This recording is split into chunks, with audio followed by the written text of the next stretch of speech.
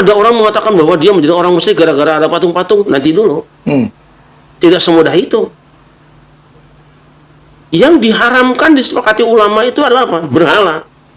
Nanti di Quran dibedakan antara wasan, sonam, dan tamathil.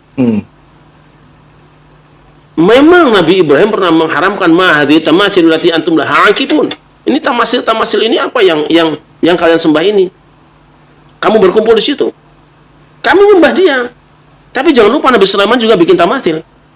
Apa tuh, Ki? Ya'malunahu ma yasha' min maharib tamasil wa jifani kal jawab baqudur rasiyat ya'malu ala Dawud syukra wa qalilun min ibadiyas syakur di surat Saba. Ya'malunahu ma yasha' min maharib wa tamasil wa jifani kal jarad wa qudur rasiyat. Coba lihat di surah Saba itu ayat berapa itu? Sekitar ayat 10, 11, 12. Ayat berapa itu? Jadi zaman Nabi Sulaiman itu ada jin-jin yang ditugaskan untuk membuat periuk-periuk, mihrab-mihrab, juga tamasil, patung-patung. Jadi zaman Nabi Sulaiman itu ada patung. Ada patung. Ada patung. Tamasil itu banyak.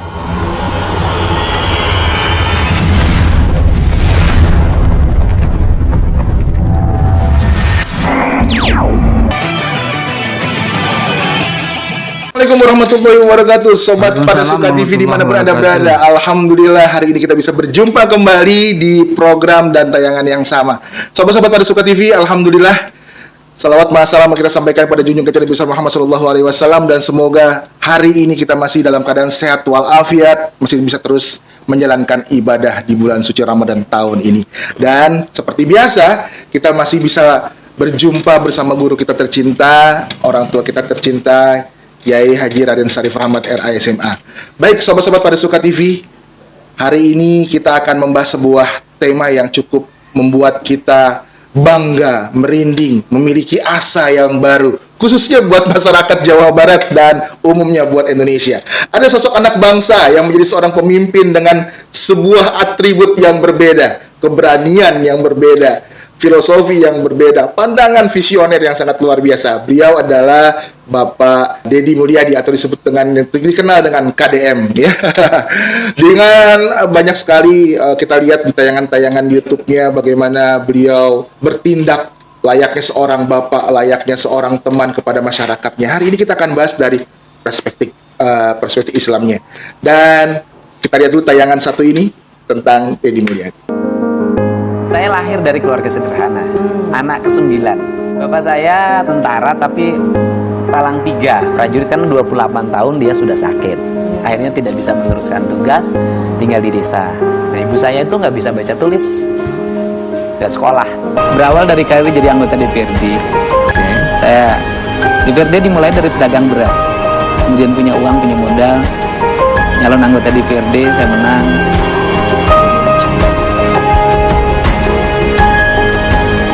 Wakil Bupati ini kita nggak percaya diri waktu itu ya, karena usia saya baru 30 tahun. Saya nekat aja 500.000 dompet, daftar aja ke KPU. Gimana? Saya dari dulu yakin betul kalau punya niat pasti Allah memberikan jalan. Baik, Sobat Parasuka TV, sekarang langsung saja kita bertemu dengan orang tua kita, guru kita. Assalamualaikum, Kiai. Assalamualaikum warahmatullahi wabarakatuh. Baik, Kiai masih sehat ya, Kiai? Alhamdulillah. Masya Allah. Ini kita langsung saja nih, Kiai nih. Hari ini Indonesia mendapatkan sebuah figur yang mungkin unik. Ada seorang anak bangsa yang lahir di desa, tiba-tiba sekarang mencuat namanya, Kang Deddy Mulyadi. Tapi, wah, ini yang menarik. Sebagian orang ada yang memusrikannya, ada yang memusuhkannya dengan hal-hal yang dia bikin, seperti membuat patung pada saat menjadi seorang bupati Purwakarta, dengan cara-caranya, dengan atributnya. Bagaimana pandangan Kiai? Ya. Mohon izin. Bismillahirrahmanirrahim. Pertama, saya memang cukup lama kenal dengan beliau. Alhamdulillah. Beliau seorang Muslim. Yep. Tapi orang dalam beragama itu kan tidak selamanya sampai kepada targetnya. Mereka yang pernah mondok akan tahu namanya Arkanuddin, rukun agama. Itu 3. Rukun iman, rukun Islam, rukun ihsan. Jadi kalau bicara agama itu keimanan, ibadah, dan kemudian akhlak. Ini semuanya berurutan. keimanan itu ibarat benih. Keislaman, mulai sholat, zakat, puasa, haji, itu ibarat pohonnya. Dan buahnya adalah akhlak. Nah, orang masih pada ribut berdebat soal ilmu tauhid, akidah. Apakah Tuhan itu di aras atau di mana? Masih ribut sampai hari ini. Banyak perdebatan di sini. Masih ada orang yang ribut soal terawehan, 23, 11, kunut, tidak kunut, usoli, tidak usoli. Di situ. Jadi sudah selesai itu. Beliau tidak mau ribut soal akidah. Yang memang sudah berbeda satu dengan yang lain. Tetapi masih dalam koridor keislaman. Beliau tidak mau ribut soal fikih, soal ibadah. Sudah selesai. Walaupun ada perbedaan. Menurut saya beliau sudah masuk yang ketiga. Apa tuh? Akhlak. Perhatikan sahabat. Jadi ibarat pohon, dia bukan lagi biji yang tertanam di bumi. Bukan lagi pohon yang rantingnya begitu tinggi dan banyak. Dia sudah jadi buahnya hari ini. Nah, sementara kebanyakan di antara kita beragama itu baru pohon. Baru rame kalau ibadah lahiriah. Kita sholat berjamaah rame, jumatan rame, zikir rame, selawatan rame. Tapi buah dari ibadah, yaitu berbudi pekerti yang baik, jarang di antara kita. Jadi ngambilnya itu. Atau anggap saja bahwa jadi tidak sampai di situ. Artinya tidak meliputi 3 jalur ini. Tapi beliau ngambil salah satu porsinya. Kamu ngambil akidah, ribut soal akidah. Kamu fikir, ribut soal fikir. Beliau tidak. Beliau konsentrasi ngurusi masalah akhlak ini. Nah, itu yang dilakukan selama ini. Kalau ada orang mengatakan bahwa dia menjadi orang musyrik gara-gara ada patung-patung, nanti dulu. Tidak semudah itu. Yang diharamkan disepakati ulama itu adalah apa? Berhala. Nanti di Quran dibedakan antara wasan, sonam, dan tamathil. Memang Nabi Ibrahim pernah mengharamkan mahadi tamathil lati antum laha akifun. Ini tamathil ini apa yang kalian sembah ini? Kamu berkumpul di situ. Kami menyembah dia. Tapi jangan lupa Nabi Sulaiman juga bikin tamathil. Apa tuh, Ki? Ya'malunahu ma yasha' min maharib tamathil wa jifani kal jawab baqudur rasiyat ya'malu ala Dawud syukra wa qalilun min ibadiyas syakur. Di surat Saba. Ya'malunahu ma yasha' min maharib wa tamathil wa jifani kal jarad wa qudur rasiyat. Semua lihat di surah Saba itu ayat berapa itu? Sekitar ayat 10, 11, 12. Ayat berapa itu? Jadi zaman Nabi Sulaiman itu ada jin-jin yang ditugaskan untuk membuat periuk-periuk, mihrab-mihrab, juga tamathil, patung-patung. Jadi zaman Nabi Sulaiman itu ada patung. Ada patung. Ada patung. Tamathil itu banyak. Timsal, zamannya timsal. Apa kita akan mengatakan Nabi Sulaiman musyrik gara-gara bikin patung? Ya tidak. Yang dimusyrikan itu wasan atau sonam yang disembah. Sesuatu yang disembah itu. Loh iya, kalau cuma syakalnya seperti itu tidak. Nah ini kalau kita mau ngambil yang sangat longgar, yang dilakukan Dedi bukan patung sesembahan kok, bukan berhala kok. Yang dia bikin adalah patung gambar, patung dari tokoh siapa. Dan ingat, ketika para ulama mengatakan bahwa yang diharamkan itu adalah syakal patung yang menyerupai makhluk ciptaan Allah, manusia kalau utuh. Para ulama sudah berkerenah di sini. Misalnya gini, ada bentuk makhluk dari kepala sampai kaki lengkap. Lengkap, tapi gepeng, itu wayang kulit. Di belakang tidak berbentuk. Ada memang yang wujudnya seperti manusia. Ya kan? Ada hidungnya, ada matanya, ada tangannya. Tapi lihat belakangnya. Mohon maaf, tidak ada bokongnya karena kayu lurus, itu wayang golek.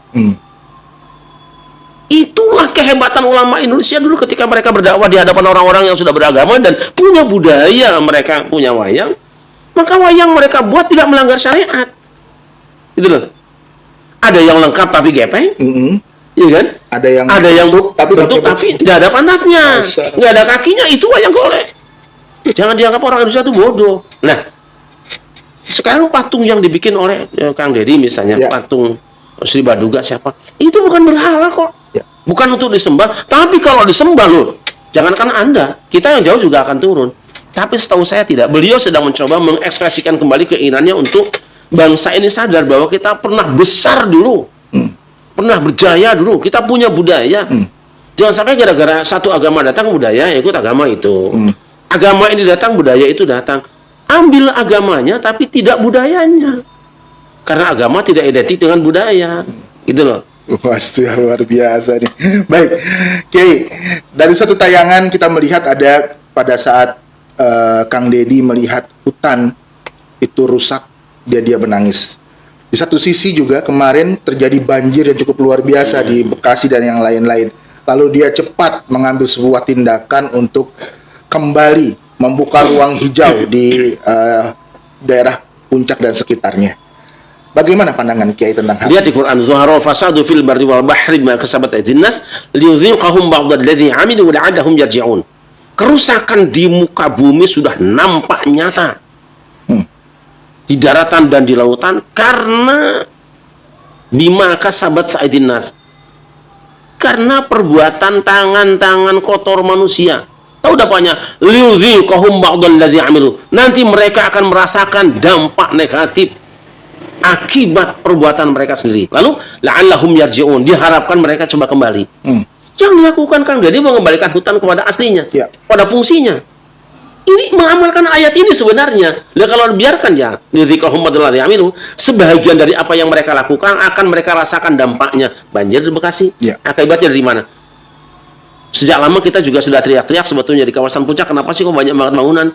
Saya membayangkan kalau nanti satu saat Puncak itu banjir atau hujan deras, longsor, bagaimana Jakarta? Yang dilakukan, saya nyebutnya HD, Haji Deddy, terus HD, saya nyebutnya HD. Ini adalah bagian dari pengamalan ayat Al-Quran supaya apa? Masyarakat jangan terdampak dari apa yang dilakukan oleh sekelompok orang mereka. Tapi siapa yang berani melakukannya? Saya termasuk orang yang tidak setuju di Puncak ada bangunan, tidak setuju. Apalagi bantaran kali, tempat resapan air. Jatah air untuk istirahat di situ tidak ada. Tidak salah kalau air itu kemudian ke rumah-rumah, hak mereka sudah dijarah oleh manusia. Juga yang lain-lainnya. Saya ke depan berharap bahwa negara ini mulai memikirkan kembali tentang flora dan fauna, ya. Flora dan fauna, bagaimana hewan-hewan bebas berkeliaran, ya kan, di hutan, burung-burung berterbangan dan berkicau. Karena dia juga ada fungsinya. Dalam ekosistem mereka ada fungsinya. Ketika satu petugas diambil, maka manusia yang akan terdampak oleh itu. Baik. Oke, ini kan ada sebuah sindiran dari netizen bahwa seorang Kang Deddy Mulyadi ini kemana-mana membawa kamera.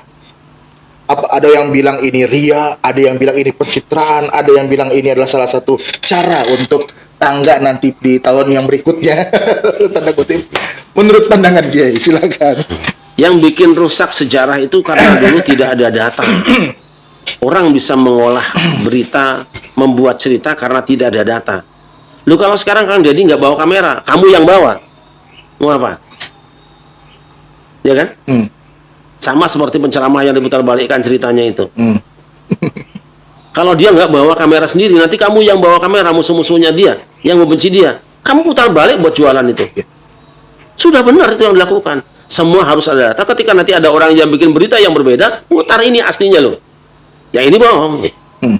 Saya kira sudah benar itu. Baik. Harus ada kameranya. Harus ada kameranya. Baik, Kiai, ini kan Kang Deddy sendiri adalah baru yang mencuat hari ini. Apakah dalam Islam contoh-contoh pemimpin-pemimpin ini memang sudah berada di sosoknya Kang Deddy Mulyadi atau bagaimana, Kiai? Ya, pada masa khilafahan dulu kan pernah ada, zaman Rasulullah itu ada orang Yahudi yang tanahnya diambil katanya untuk bikin masjid. Tapi yang punya tidak rela. Ya kembalikan. Kembali. Itu orang beda agama loh ya. Orang Yahudi yang selama ini berperang loh dengan kita, dianggap musuh. Tapi ketika haknya diambil secara ilegal, kembalikan. Ini sebenarnya, apalagi ini hak rakyat, hak bersama, hak negara. Itu bagus. Baik, terakhir Kiai ini, bagaimana apakah dengan tayangan ini Kiai juga pengen ada pesan-pesan khusus buat Kang Ade, Kang Haji Ade, atau bagaimana? Silakan. Ade ya. Hade itu bahasa Sunda artinya bagus. Ya, pertama saya turut bersyukur dan selamat atas amanah yang Allah berikan. Kita tetap saling mendoakan, jangan ragu-ragu. Siapapun lakukan pelanggaran, lakukan tindakan dengan tegas dan tetap santun. Tetap santun, tetap menggunakan budaya kita. Dan saya berharap bahwa ke depan budaya Sunda, budaya adiluhung Nusantara dihidupkan kembali. Jangan sampai negeri kita ini yang tadinya tanamannya kelapa berubah menjadi pohon-pohon yang lain. Yang tadinya punya ayam pelung diganti ayam-ayam yang lain. Sudah cukup kok, sudah bagus minyak kita ya. Selamat bertugas Adek ya, Kang Haji Dedi. Insyaallah kita bersama dalam doa dan mudah-mudahan ada waktu kapan kita saling bertemu kembali insyaallah ya. Untuk memberikan sebuah kemanfaatan buat anak bangsa. Baik, terima kasih Kiai. Di tengah padatnya jadwal Kiai, kesibukan Kiai mengajar, dakwah segala macam, masih bisa memberikan waktu sedikit untuk kita berdiskusi. Baik sobat Parisuka TV, hari ini sangat luar biasa apa yang disampaikan, dipaparkan oleh guru kita. Tapi harus diingat bahwa seorang Kang Deddy Mulyadi bukan hanya pintar menggunakan bahasa retorika, dan dia juga bukan seorang Superman, superhero yang bisa merubah dengan sekejap mata. Yang diperlukan adalah dukungan dari masyarakat, khususnya kita. Dan semoga hari ini buat Anda, khususnya masyarakat Jawa Barat dan umumnya untuk Indonesia, mari sama-sama kita membantu menyukseskan apapun yang terbaik buat negeri kita tercinta. Dan akhirnya saya mohon maaf lahir batin. Hasbunallah, assalamualaikum warahmatullahi wabarakatuh. Waalaikumsalam warahmatullahi wabarakatuh.